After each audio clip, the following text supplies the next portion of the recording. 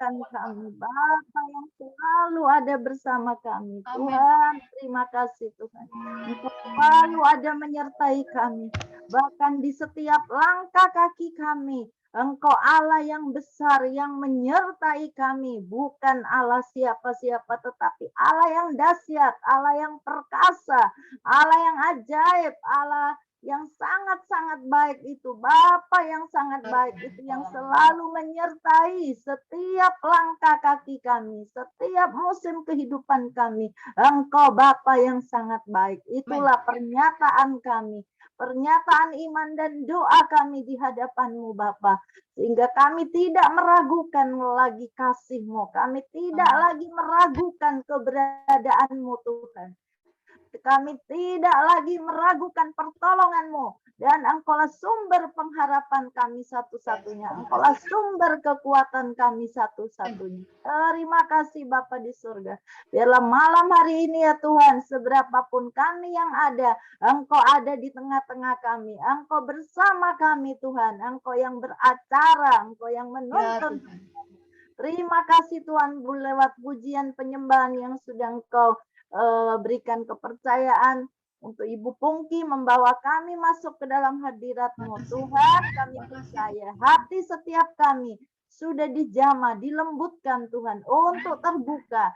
Kami menaklukkan setiap pikiran kami di dalam Tuhan Kristus. Kami taklukkan pikiran kami untuk tidak kemana-mana, untuk kami fokus di dalam pikiran Kristus. Karena kami mau Tuhan, roh jiwa kami diperbaharui Tuhan. Bukan hanya sekedar firman yang kami dengarkan, pengetahuan, tetapi firman ini boleh mengubah paradigma kami, keyakinan kami menjadi keyakinan ilahi, paradigma ilahi yang mengubah sudut pandang dan konsep pikir kami di dalam mengiring Engkau Tuhan. Terima kasih Bapa, terima kasih.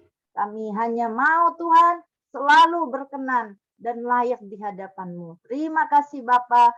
Di dalam nama Yesus yang percaya kita katakan amin. Amin. Amin. Amin. Amin.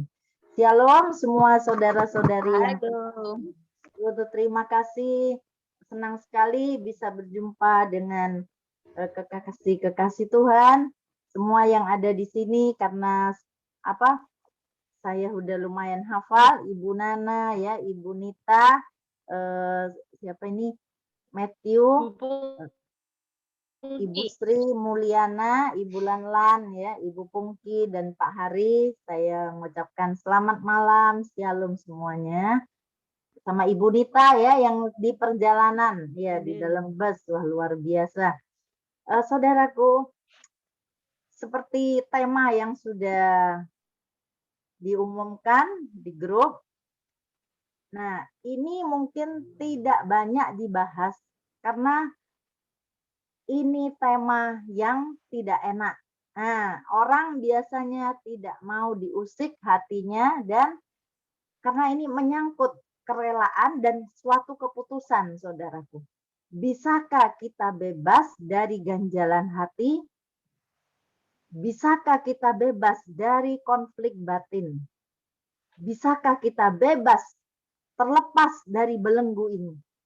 Jawabannya pasti bisa karena ada Tuhan Yesus, ada firman-Nya. Ada Roh Kudus yang menjadi penolong dan memberi kemampuan dan anugerahnya akan memampukan kita untuk menjadi orang yang penuh kasih, mengampuni, dan melupakan. Amin.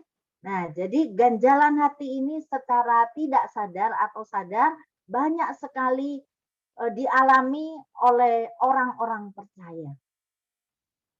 Baik hamba-hamba Tuhan, pelayan-pelayan Tuhan, banyak sekali masih menyimpan ganjalan hati, konflik batin. Saya sebut aja di sini satu nama ganjalan hati. Sebenarnya di dalamnya ada mengandung apa? Ada ketersinggungan, kebencian, konflik batin, kekecewaan, ya apa yang diharapkan kok seperti ini, itu suatu kekecewaan, suatu penyesalan juga bisa. Nah, saudara, kalau ganjalan hati menurut orang dunia, filosofi dunia, saudaraku, ini mengatakan ya wajar, normal sih namanya orang masih hidup di dunia. Ini filosofi dunia. Wajarlah namanya manusia hidup di dunia, pasti ada gesekan. Namanya orang berinteraksi, banyak berhubungan, terutama yang kerja ya, yang bekerja di dunia sekuler maupun dunia pelayanan, itu akan banyak terjadi gesekan-gesekan, beda pendapat atau karakter yang berbeda. Nah, apalagi kalau menghadapi orang yang berinteraksi dengan kita itu yang belum akurat sikap hatinya. Nah, ini juga akan menimbulkan masalah walaupun orang-orang sama-sama orang percaya, orang-orang melayani. Nah, saudaraku, kalau kita ini bukan berdasarkan filosofi, bukan berasal dari cetakan dunia. Tuhan mau, kenapa malam hari ini topik ini saya didorong untuk membawakan topik ini karena Tuhan mau agar setiap kita itu dicetak hanya oleh firman-Nya. Konsep pikir kita, sikap hati kita, sudut pandang kita, respon kita menghadapi segala sesuatu, Tuhan mau untuk diselaraskan dengan firman-Nya. Apakah bisa? Bisa, saudaraku. Kalau kita mau buka hati, bisa. Nah, kuncinya itu adalah di keputusan kita. Keputusan kitalah yang menentukan. Nah, sebelum saya berpanjang lebar masuk ke dalam pembahasan ganjalan hati, dari pihak dunia seperti itu, tapi Tuhan mau untuk kita dicetak oleh firman, sudut pandang, paradigma kita dipengaruhi oleh paradigma ilahi yang berasal dari firman-Nya. Ternyata, saudaraku, bukanlah hal yang wajar di mata Tuhan menyimpan ganjalan hati. Itu tidak normal. Itu sangat berbahaya dan ini hal yang serius bagi Tuhan. Saya juga dulu sebelum dilepaskan, dibebaskan oleh Tuhan, itu menganggap sebenarnya tahu firman, tapi begitu iblis itu menabur dan memunculkan lagi, sudah mengampuni, sudah berdoa, Tuhan tolong lepaskan supaya ini tidak dimunculkan lagi oleh si iblis di pikiran saya, di hati saya. Tapi berkali-kali dimunculkan lagi. Nah, ini bahaya kalau kita lagi dalam keadaan yang tidak fokus kepada Tuhan. Tidak lagi memikirkan hal-hal yang dari Tuhan. Itu bisa kita terima, kita adopsi, kita cerna di pikiran kita. Nah, ini yang berbahaya. Nah, saudaraku, ganjalan hati itu di mata Tuhan, ingat apa? Tidak normal ya, katakan bersama saya, ganjalan hati itu tidak normal bagi Tuhan. Tidak wajar dan sangat berbahaya dan ini serius untuk Tuhan menyampaikan pesan ini malam hari ini untuk segera ditanggulangi jika ada ganjalan hati. Nah, saudaraku, kenapa saudara ini sangat serius untuk segera diselesaikan? Nah, jawabannya mari kita buka dulu belajar di doa Bapa kami. Ini seringkali kita sudah berdoa dan kita sudah tahu, bahkan sudah hafal, mungkin tahu langsung ayatnya di mana, pasalnya di mana ya. Kita lihat di Matius 6 ayat 12. Kalau kita berdoa, Bapa kami yang ada di surga, dikuduskanlah namamu, datanglah kerajaanmu, jadilah kehendakmu di bumi seperti di surga. Berilah kami pada hari ini makanan kami yang secukupnya. Dan ayat yang ke-12, dan ampunilah kami seperti kami pun mengampuni orang yang bersalah kepada kami, ya. Garis bawahi, ampunilah kami Tuhan atas kesalahan kami. Artinya kita sadar kita melakukan kesalahan apapun besar kecil yang sikap hati kita tidak akurat, tidak sesuai firman. Tuhan ampuni kalau sepanjang hari ini misalnya menggunakan waktu atau ada ucapan atau kata-kata atau menyinggung orang atau mungkin kita bahkan sebaliknya dikeselin orang. Ampuni aku Tuhan. Nah, berikutnya seperti kami juga mengampuni orang yang bersalah kepada kami. Nah, ini poin 2 ini yang seringkali kita membaca, berdoa, tapi belum menyatu dengan hati kita. Firman ini belum menjadi daging di dalam kita. Tuhan, Tuhan ampuni aku, Tuhan ampuni. Padahal ada belakangnya, seperti aku pun mengampuni orang yang bersalah kepadaku. Nah, salah apapun itu artinya kita sudah diberi kemampuan untuk mengampuni. Karena Bapa di surga itu mengampuni kita, kita pun juga harus mengampuni. Nah, kita kalau melihat di ayat selanjutnya, saudaraku, ayat 14-nya, ya, Matius 6 ayat 14 tadi, jikalau kamu tidak mengampuni orang, Bapamu juga tidak akan mengampuni kesalahanmu. Jadi ada syaratnya, saudara. Ya, Bapa itu kan akan mengampuni kita. Tetapi Bapa juga tidak akan mengampuni kesalahan kita jika kita tidak mengampuni kesalahan orang. Terlepas itu dari sengaja, ketidaksengajaan, atau kelalaian apapun, pokoknya namanya yang menyinggung hati, yang akhirnya kita timbul konflik atau menyimpan ganjalan atau kecewa atau kesal atau menyebabkan emosi negatif, ya. Sadarilah, saudara, ini sebenarnya iblis yang rancang semuanya. Dia mengambil celah di antara suatu kejadian dengan kejadian, suatu perbedaan prinsip atau suatu perbedaan karakter atau beda pendapat, ya. Itu iblis ambil celah di sini untuk mengaum, ya, mengambil damai sejahtera kita, sukacita kita. Kalau itu saja mungkin kita cepat langsung, oh ya, aku nggak mau damai sejahteraku diambil. Tapi saudara, ini sangat berbahaya karena apa?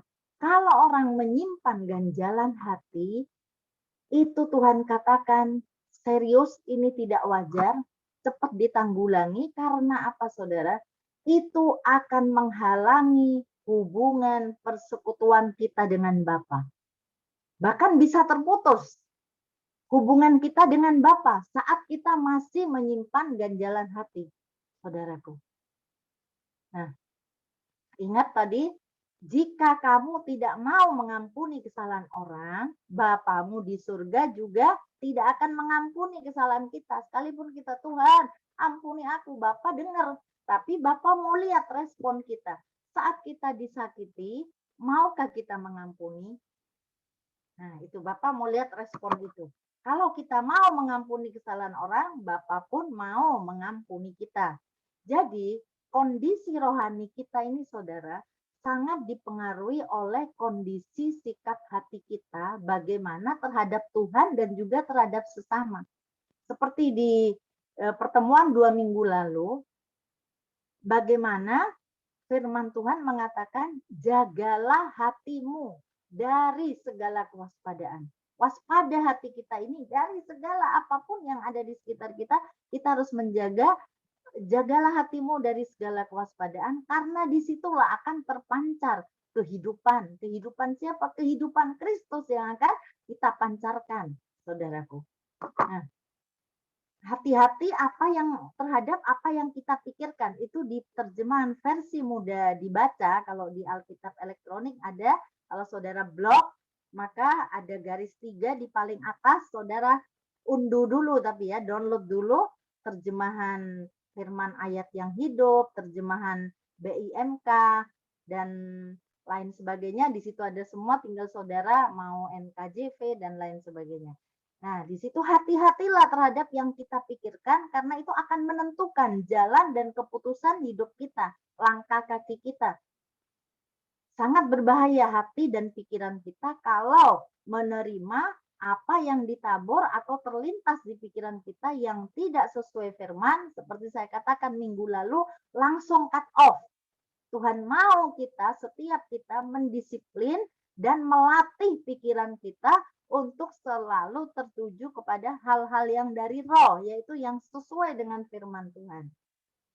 Supaya frekuensi kita sama dengan frekuensi surga, yaitu frekuensi apa yang Tuhan kehendaki, yaitu menjadi pendengar dan pelaku firman.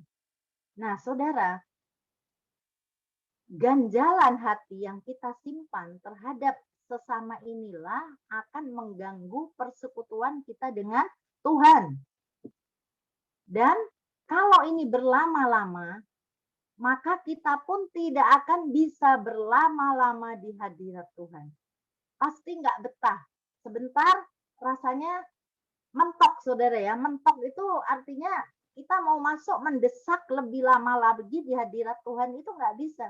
Dan hati kita itu rasanya tertutup. Ini saya pernah rasakan. Dan saya mencek, apa ya Tuhan ini ya? Oh, apa saluran, apa aliran air kehidupan saya tersumbat. Saya tinggal menjebolnya dengan berbahasa roh, dengan kuat, dengan meluap-luap, sampai aliran air kehidupan, aliran roh di hati saya ini meluap kembali. Dan saya bisa merasakan kehadiran Tuhan saat itu. Artinya sudah tidak ada lagi hambatan. Itu saya melatihnya bukan dalam sehari 2 hari, saudara ya. Beberapa tahun. Nah, saudara, pertama, kita kalau menyimpan ganjalan hati yang rugi siapa? Kita sendiri. Mungkin orang lain sudah lupa, nggak memikirkan. Tapi di pikiran, di hati kita namanya ganjalan itu berarti masih mengganjil, masih ada bekas-bekasnya, bahkan kerikil-kerikilnya masih belum terbuang dari hati dan pikiran kita, saudara. Nah, ini yang sangat mengganggu. Di pertama, saudara tidak akan bisa berlama-lama di hadirat Tuhan, nggak akan bisa punya hati yang haus dan lapar akan Tuhan. Karena ada ganjalan tadi, ada yang ngeblok, saudara ya, terputus hubungan itu sampai itu selesai. Nah, dan Roh Kudus dan firman-Nya juga tidak akan bekerja sebagaimana mestinya. Firman itu tidak bisa bekerja sebagaimana mestinya. Karena terhalang oleh ganjalan hati yang Tuhan tidak mau. Makanya kenapa firman berkata di Alkitab, kalau engkau marah, janganlah sampai matahari terbenam. Artinya apa? Selesaikan, entah itu minta ampun, Tuhan aku memberkati orang ini, mungkin nggak tahu ada apa, aku memberkati Tuhan, aku mau lepaskan pengampunan. Tolong Tuhan, hatiku juga bersihkan, tahirkan Tuhan. Nah itu artinya kita mau berusaha dengan pertolongan dan anugerahnya untuk membersihkan ganjalan-ganjalan hati, konflik-konflik batin, dan kita mengampuni. Bukan hanya membersihkan, tapi mengampuni. Apapun yang menjadi ganjalan, penyebab ganjalan hati tersebut, saudaraku. Nah, yang kedua, tadi firman Tuhan mengatakan Bapa kita di surga itu nggak mau mengampuni, ya kan? Kalau kita nggak bisa mengampuni kesalahan orang. Nah, yang ayat berikutnya, Tuhan ampunilah aku seperti, kan kita ngomong seperti aku, berarti kita bohong ngomong seperti aku mengampuni lah. Mana katanya Tuhan, buktinya mana? Kamu buktinya nggak mengampuni masih. Nah ini bahaya ya saudara ya. Nah yang berikutnya saudara, ini yang firman ini yang membebaskan, melepaskan saya. Nanti saya setelah ini di tengah-tengah ini saya catat tanggalnya segala macam di mana saya dijamah Tuhan. Dan dari situ saya sudah tidak bisa lagi memberi tempat berpijak kepada si iblis. Nah, Saudara, di firman 1 Yohanes 2 ayat 11 dikatakan, tetapi barang siapa membenci saudaranya, ia berada di dalam kegelapan. Ia berada di dalam kegelapan dan hidup di dalam kegelapan. Ini saudara, firman ini, sangat mencekam, saya menakutkan pada saat saya mendengar firman ini. Dan waktu itu saya ikut gerakan bertekun Bapak rohani saya ikut di dalam gerakan bertekun itu, firman ini disampaikan, rasanya saya, aduh Tuhan, saya ada di dalam kegelapan lagi. Nah, saya kan sudah dilepaskan, dipanggil dari kegelapan untuk masuk kepada terangnya yang ajaib saat kita mengaku Yesus adalah Raja, kita diselamatkan. Nah, kita itu ditarik dari kegelapan, masuk ke dalam terangnya yang ajaib. Begitu saya dengar firman ini, firman itu mukul saya dan menakutkan saya. Barang siapa membenci saudaranya, pokoknya saya nggak ingat depannya apa, tapi yang ada di telinga saya terus mengiang-ngiang di telinga dan hati saya adalah ia berada di dalam kegelapan dan hidup di dalam kegelapan. Waktu itu saya nggak hafal, pokoknya nggak kedengeran jelas di mana ayatnya ini ya, di mana ya. Akhirnya saya cari, oh ini. Pokoknya yang saya ingat yang mengiang-ngiang di telinga saya kegelapan dan hidup di dalam kegelapan. Loh, saya berada di dalam kegelapan. Aduh, Tuhan tolong saya lepaskan. Saya mau lepas dari ini Tuhan. Jangan ini menjadi ganjalan dan jangan ini muncul lagi, dimunculkan oleh si iblis. Di hati diingatkan lagi maksudnya dimunculkan ya. Dan selanjutnya Tuhan berkata, ia tidak tahu kemana ia pergi ya. Kemana ia pergi karena kegelapan itu telah membutakannya, saudara. Nah, jadi di sini saudara bahayanya ya. Jadi kalau saya ambil, kita belajar dari terjemahan sederhana, bilang gini saudara, tetapi orang yang membenci saudara seiman, jadi bukan saudaranya tok, maksudnya saudara kita itu kandung atau saudara famili, tetapi orang yang membenci saudaranya seiman, dia seperti orang yang berjalan di dalam kegelapan dan tidak tahu kemana dia pergi. Jadi buta saudara, kata mata kita nggak bisa melihat secara mata rohani, jasmani kita melihat. Dia tidak bisa melihat apa-apa. Nah, kalau di dalam terjemahan firman ayat yang hidup, itu saudara renungkan lagi, firman itu yang Tuhan berikan kepada kita lewat pekerjaan firman dan rohnya, yang Tuhan berikan malam itu kepada saya saat acara gerakan bertukun, tujuannya apa? Untuk membentuk ulang konsep pikir saya. Dan malam hari ini saya membagikan untuk firman ini membentuk ulang konsep pikir kita dan sikap hati kita dalam hidup sehari-hari untuk menghadapi gesekan, persoalan, perbedaan pendapat, dan lain sebagainya. Jangan sampai itu menjadi konflik batin dan bertahun-tahun kita simpan. Nah, konsep pikir dan sikap hati yang Tuhan mau bentuk di dalam kehidupan kita, bentuk ulang, tidak lagi dipengaruhi oleh filosofi dunia yang mengatakan wajarlah, normal lah, orang itu ada gesekan, normal lah, ada konflik batin, ganjalan hati. Bagi Tuhan itu tidak normal. Seperti juga kalau orang khawatir, takut, orang dunia bilang biasa, namanya hidup di dunia, tapi Tuhan katakan jangan khawatir, jangan takut. Artinya kalau Tuhan bilang jangan, ya artinya nggak boleh. Sampai ada khawatir, ada takut. Artinya kalau kita berhasil khawatir, takut berlama-lama, sadar langsung ya. Oh ya Tuhan, kan Engkau berkata begini, langsung naikkanlah di dalam doa dan permohonan kepadaku. Kalau kita ngadepi, loh ya kok menjadi khawatir, berdoa kepada Tuhan.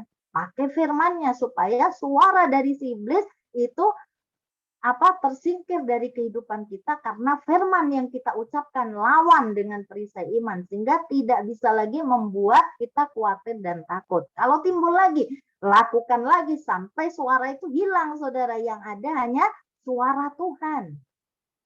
Nah, itulah melatih pikiran dan hati untuk selalu tertuju kepada hal-hal yang dari roh saudaraku. Nah, kembali lagi tadi saudara, jadi orang ya, biar ini buat kita juga menjadi suatu suara Tuhan, pernyataan roh dari firman ini, ganjalan hati kalau kita sampai tidak mau mengampuni atau membenci saudara seiman atau saudara kita, itu artinya apa tadi? Hidup di dalam kegelapan dan kita ada di dalam kegelapan itu. Sedangkan kita ini sudah dipanggil dari kegelapan kepada masuk ke dalam terangnya yang ajaib. Apakah pertanyaannya, maukah kita tinggal di dalam kegelapan itu? Ini yang menjadi ketakutan di pikiran saya saat itu. Nggak apa-apa kalau ketakutan kegelapan, artinya ayo kita cepat keluar dari kegelapan yang ditaruh oleh si iblis dengan cara mendatangkan, men-setting di dalam kehidupan kita, dirancang oleh si iblis untuk kita menyimpan ganjalan konflik batin. Nah, saudara, ini yang saya janjikan tadi untuk bersaksi. Ayat ini saudara, saya benar-benar tidak lupa, itu di bulan Agustus 2020, tepatnya tanggal 18 Agustus. Dan sebelumnya kejadian ini saudara, itu rasanya saya tahu firman, tahu mengasihi. Tapi itu saya dibuat oleh saudara saya wasal banget. Lagi sibuk-sibuknya, itu apa istilahnya kerjain sendiri begitu ya. Nah, kadang itu roh mengasihani sendiri, hati-hati saudara. Akhirnya kita, loh kok aku capek-capek sendiri ya, nggak ada yang bantuin gitu. Nah, itu suara si iblis. Sebenarnya kan malaikatnya siap menolong, Roh Kudus menghibur, pasti kita dikasih kekuatan kalau hal itu sudah dipercayakan kepada kita. Nah, dari sini saudara, pas tanggal 18 bulan 8 tahun 20 itu firman ini di Yohanes 1 Yohanes 2 ayat 11 yang mengatakan kamu berada di dalam kegelapan dan tinggal di dalam kegelapan. Itu benar-benar saudara mengiang-ngiang di telinga saya. Artinya ada realita Tuhan yang sedang melingkupin saya sehingga firman itu tercetak di dalam hati pikiran saya sampai itu dituntaskan oleh saya. Karena Tuhan itu mau merubah pola pikir dan konsep pikir, dasar keyakinan saya, sikap hati saya dalam merespon segala sesuatu yang terjadi. Nah, jadi itu malam itu juga saudara saya bisa menangis pada saat acara itu. Dan sebelumnya saudara, 2 atau 3 hari sebelumnya, minggu sebelumnya, itu waktu saya ikut pelatihan membangun manusia roh di Zoom prayer group saudara, itu kalau bukan Roh Kudus tidak akan mungkin. Ketua prayer grupnya itu mendoakan saya pertama kali. Kan itu banyak, misalnya yang ikut 20, 15. Dia mendoakan saya. Kan kita saling mendoakan. Nah, itu dia mendoakan saya pertama kali dan persis yang dia doakan itu masalah hati, saudara. Di situ saya menangis. Di situ saya menangis. Nah, Tuhan mau membereskan. Karena apa? Saya sudah tahu ya, saya sudah mendapat kelegaan, tapi iblis munculkan lagi ini. Rentan hati ini kalau orang bilang apa namanya? Begitu kita menaruh tempat kepada si iblis ganjalan hati konflik batin tadi ya. Jadi kita ini rentan. Nah, akhirnya Tuhan tuntaskan pada tanggal 18 tadi, saudara. Dengan di telinga saya, engkau hidup di dalam kegelapan, ada di dalam kegelapan. Nah, kegelapan dalam hati saya. Langsung saya respon, saudara. Tuhan ampuni saya. Tahirkan Tuhan, tahirkan, sucikan, kuduskan. Biarlah firman yang aku dengar ini ya Tuhan, mentahirkan, mengkuduskan saya. Sehingga hati saya tahir, berkenan di hadapan-Mu Tuhan. Supaya ini mencetak ulang hati dan pikiran saya dan cara merespon saya dalam menghadapi gesekan atau apa saja yang ada menimbulkan konflik batin, saudara, ini boleh saya membebaskan orang lain. Sehingga saya bisa mengatakan malam hari ini karena saya sendiri sudah dilepaskan oleh Tuhan. Nah, tapi iblis tidak diam di situ saja. Karena memang dia merancang supaya, kenapa saudara? Aliran kehidupan di dalam kita ini saudara, kalau ada ganjalan hati konflik batin, kekecewaan yang masih kita simpan, belum dibereskan, aliran air kehidupan itu terhenti saudara.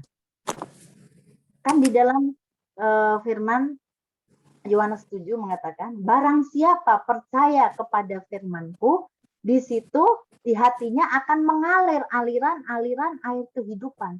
Tapi kalau di situ ada dosa ganjalan hati yang terus disimpan, nah itu akan menghentikan aliran air kehidupan itu. Bagaimana kita bisa memberi dampak kepada orang lain pada saat kita melayani atau pada saat kita berinteraksi dengan orang lain, walaupun tidak pada saat melayani, tapi kita kan ada interaksi dengan orang siapapun itu di sekitar kita.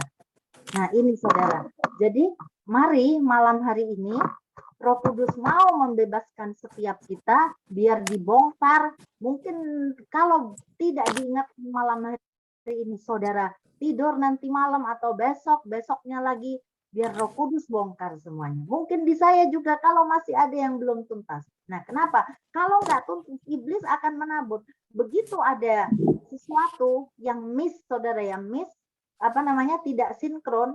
Nah, di situ misalnya begini, saya kasih contoh Ibu Popi ya, Bu ya. Misalnya gini, Bu Popi, wah ini pernah nggak sinkron dengan saya misalnya. Udah lama nih. Terus saya ini tahu-tahu WA Ibu Pungki. Bu Pungki ini nggak bales-bales, nggak dibaca-baca.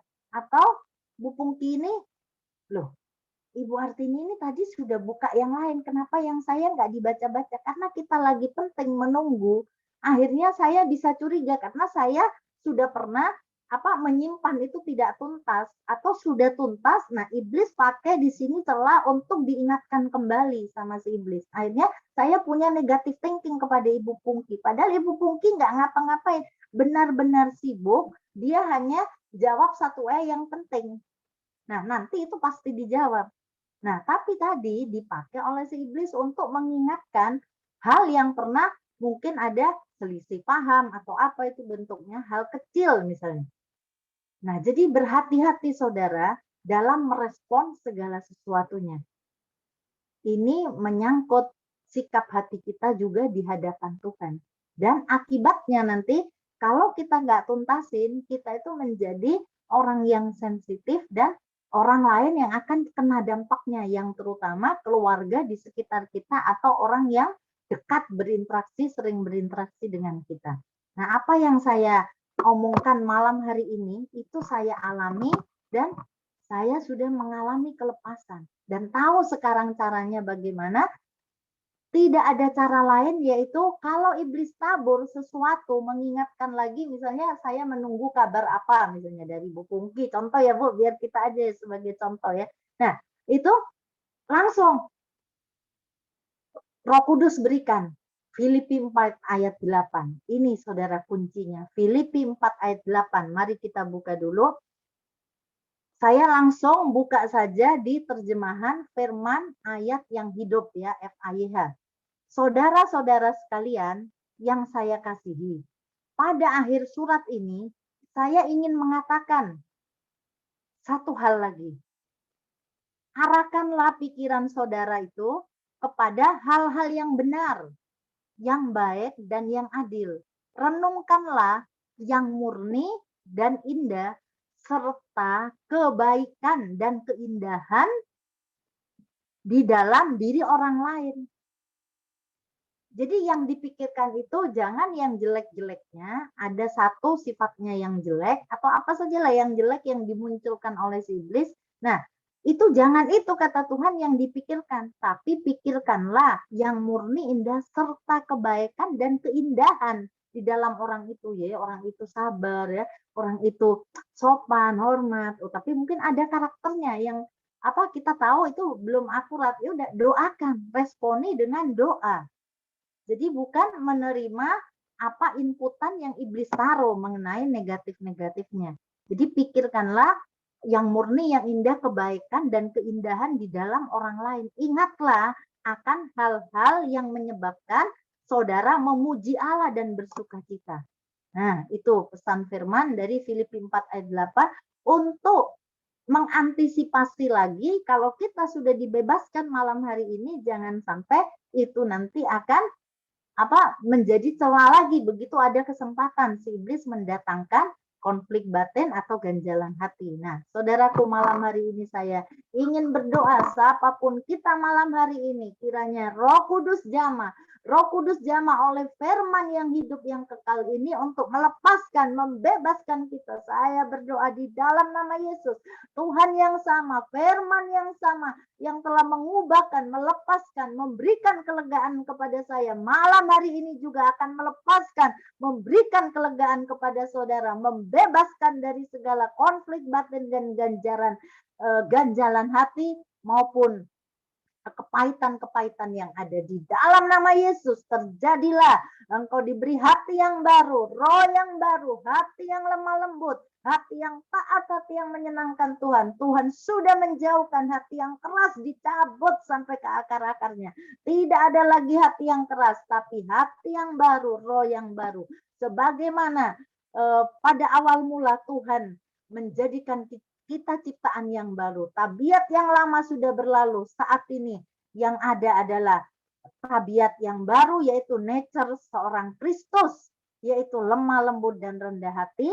Kita dipenuhi hati yang baru, roh yang baru, termetrai, terjadilah di dalam nama Yesus. Haleluya, haleluya, amin, amin, amin.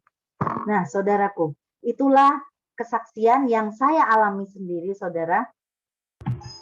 Jadi hati-hati kalau iblis mengingatkan itu kembali kepada kita.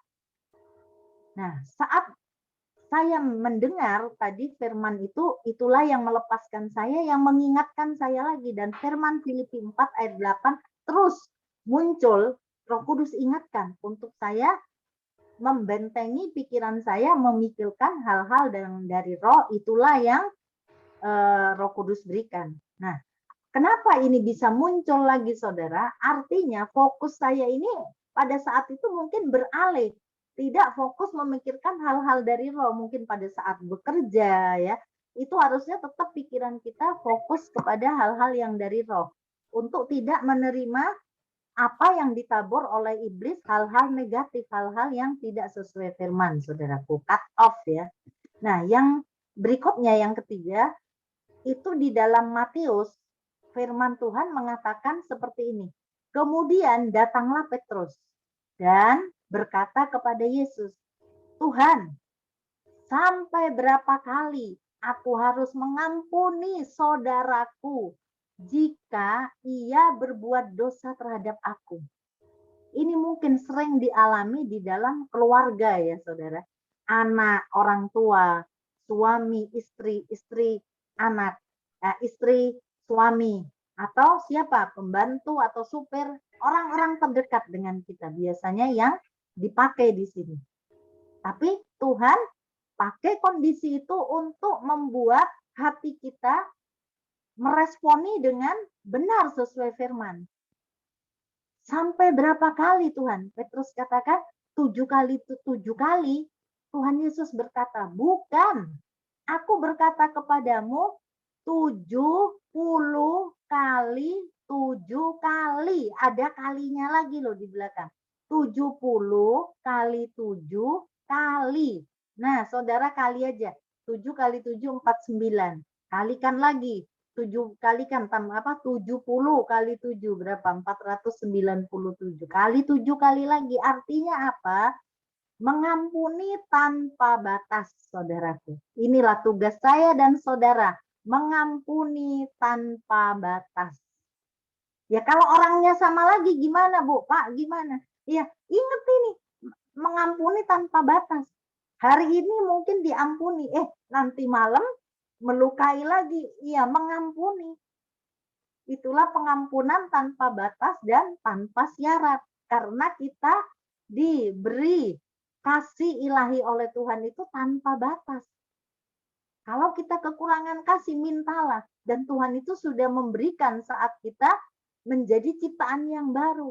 Dia sudah melimpahi kita dengan kasih ilahi. Bukan hanya roh yang baru, hati yang baru. Tapi kasih ilahi itu sudah dia limpahin dalam kehidupan kita sebagai seorang ciptaan baru, saudaraku. Nah, kalau kita lihat di dalam 1 Petrus 1, ya ada sebentar ya, Bung Kia masih bisa ya. 1 Petrus 1 ayat 22-23 mengatakan, karena kamu telah menyucikan diri dari ketaatan kepada kebenaran, sehingga kamu dapat mengamalkan kasih persaudaraan yang tulus ikhlas. Saya ulangi, karena kamu telah menyucikan diri oleh ketaatan, pada saat kita taat kepada kebenaran, kepada firman, disitulah kita disucikan, saudara, oleh firman itu, karena ketaatan kita. Nah, sehingga kamu dapat mengamalkan kasih persaudaraan yang tulus ikhlas kepada semua orang, kepada saudara-saudari kita. Jadi hendaklah kamu sungguh-sungguh saling mengasihi dengan segenap hatimu. Karena kasih itu sudah Tuhan berikan saat kita menjadi ciptaan baru. Sudah ada di dalam setiap kita sehingga kita tidak perlu berusaha keras untuk mengasihi dengan tulus ikhlas. Kasih persaudaraan ini hendaklah kamu sungguh-sungguh saling mengasihi dengan segenap hatimu. Karena kamu sudah dilahirkan bukan dengan benih yang fana, tetapi dari firman Allah yang hidup dan yang kekal. Itulah benih. Tuhan melahirkan kita oleh benih firman Allah yang hidup yang kekal. Nah, jangan sampai ini dicuri oleh si iblis, dimatikan oleh iblis firman hidup dan yang kekal ini, saudara, dengan kita ambil keputusan seperti filosofi dunia, enak benar. Selamanya saya nggak akan bisa melupakan. Nah, itu filosofi dunia. Artinya kita tidak mau mengikuti, mentaati apa yang Tuhan katakan malam hari ini. Pada saat itu saya bisa ambil keputusan. Tidak mau. Tapi karena firman itu benar-benar terngiang-ngiang di telinga saya merespon, Tuhan, saya pasti bisa langsung malam hari itu juga saya mengalami kemerdekaan. 2020, saudara. Dan itu tidak berlama-lama, puji Tuhan. Tapi ukuran saya cukup lama 1 minggu. Dan sudah selesai, dimunculkan lagi. Ditabur lagi oleh si iblis. Kalau saudara saya mampu, pasti anugerahnya memampukan saudara-saudariku sekalian yang bersama saya malam hari ini. Jadi Tuhan menghendaki setiap kita menjadi pribadi yang ilahi seperti yang Tuhan Yesus jadikan teladan dalam hidup kita. Pada saat dia sekalipun dia dihina, mengalami pemberontakan, badannya disesah, dia di atas kayu salib masih taat kepada Bapaknya. Dan dia katakan, Bapa, ampunilah mereka, karena mereka tidak tahu apa yang mereka perbuat. Jadi kadang orang tidak sadar, karena dia membawa luka, mungkin kecil atau besar, membawa luka dalam hidupnya, sehingga melukai orang lain juga yang dia tidak sadar. Atau tidak peka ya. Nah, terhadap orang lain, tidak peduli misalnya. Bahasa gampangnya ya. Nah, itu karena mungkin membawa luka atau ada karakter-karakter yang belum sesuai dengan karakter Kristus, saudara. Tapi kita yang sudah lebih mengerti, lebih rohani, mari kita merespon dengan baik. Sehingga menolong orang itu juga untuk sama-sama tidak ada kekecewaan, tidak ada konflik batin dan ganjalan hati, saudaraku. Jadi sebelum saya akhiri, tadi saya simpulkan bahwa kenapa kita harus segera menuntaskan ganjalan hati, dan itu Tuhan katakan tidak wajar sebagai ciptaan baru, sebagai orang percaya, karena pertama akan mengganggu hubungan kita dengan Tuhan. Aliran air kehidupan kita, hubungan kita dengan Bapa akan terputus.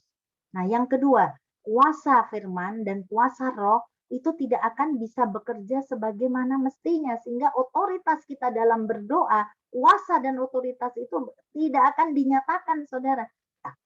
Karena masih ada ganjalan hati yang menjadi penghalang. Nah, yang ketiga, kita berada di dalam kegelapan. Dan kegelapan itu membutakan mata kita. Masa kita yang sudah Tuhan ambil keluar dari gelap kepada terangnya yang ajaib, kita akan mau lagi dipakai iblis, dikondisikan oleh iblis untuk tinggal dalam kegelapan lagi. Karena gara-gara menyimpan kebencian, konflik batin, apapun itu kadarnya mirip-mirip, saudara ya. Nah, yang ketiga, Bapa di surga itu tidak akan mengampuni dosa-dosa kita kalau kita tidak mau mengampuni kesalahan orang. Nah, yang kelima, untuk menggenapi dan mentaati melakukan firman-Nya di dalam hal pengampunan. No limit tadi. 70 kali 7 kali. Nah, itu artinya no limit. Jadi inilah yang Tuhan tidak mau, apa yang sudah Tuhan beri, kemurnian hati, kasih ilahi, kasih yang tulus dalam persaudaraan karena kita dilahirkan dari firman hidup dan firman yang kekal tadi, itu tidak boleh mencemari jiwa kita, saudara. Roh jiwa kita Tuhan tidak mau dicemari oleh konflik batin, ganjalan hati, atau kekecewaan. Karena ini pekerjaan si jahat berhasil kalau kita terima dan kita tidak bereskan ganjalan hati. Jadi tugas kita adalah lepaskan pengampunan dan mengasihi, tidak perlu bergumul karena hati kita sudah digantikan oleh kasih Kristus sehingga tidak ada lagi tempat bagi si iblis berpijak dalam hati kita. Saudara, mari saya mengakhiri firman ini. Biarlah firman ini termeterai dalam setiap kita. Saya minta tolong Ibu Pupi, kita angkat Yesus jama, kita mengangkat tangan. Biarlah firman ini Tuhan meterai. Firman ini menjadi kebenaran yang akan memerdekakan kita. Di mana ada kebenaran, di situ akan timbul damai sejahtera. Yesus jama, genap hidupku. Bahwa di surga ada banyak kepadamu Tuhan, tetapi karena keterbatasan hamba-Mu itu berkata-kata, Roh Kudus tolong kami, sempurnakan doa kami kepada Bapa, hingga apa yang tidak pernah kami minta, apa yang tidak pernah masuk dalam pikiran kami, Tuhan sudah sediakan itu semua bagi kami. Setiap orang yang mengasihi dan percaya kepada Tuhan. Di dalam nama Yesus Kristus, kami berdoa dan mengucap syukur. Ya Tuhan Yesus ajarkan, sempurnakan doa kami dengan doa Bapa kami yang telah Engkau ajarkan bagi kami yang berkata, Bapa kami yang di surga, dikuduskanlah namamu, datanglah kerajaan-Mu, jadilah kehendak-Mu di bumi seperti di surga. Berikanlah kami pada malam hari ini makanan kami yang secukupnya, dan ampunilah kami atas kesalahan kami, seperti kami mengampuni orang bersalah kepada kami. Dan janganlah membawa kami ke dalam pencobaan, tetapi lepaskanlah kami daripada yang jahat. Karena Engkau yang punya kerajaan, kuasa dan kemuliaan sampai selama-lamanya. Amin. Oke, Bu Fungki. Terima kasih Pak Sony. Selanjutnya kita akhiri ibadah kita ditutup dengan doa berkat. Silakan Ibu Pendeta. Mari kita mengangkat tangan, kita mengucap syukur. Tuhan, kami mengucap syukur. Ibadah kami bukan dengan kekuatan kami, tetapi biarlah Roh-Mu Tuhan yang memimpin ini semua, sehingga semuanya boleh menjadi dupa yang harum dan menyenangkan hati-Mu ya Bapak. Bapak, kami mengangkat tangan saat ini sebagai hamba-Mu.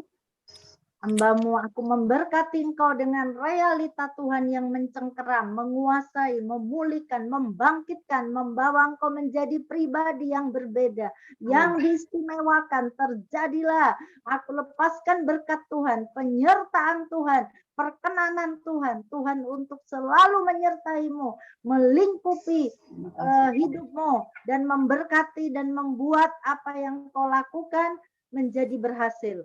Menjalani hari-hari ini sebagai orang benar dengan roh yang berkemenangan.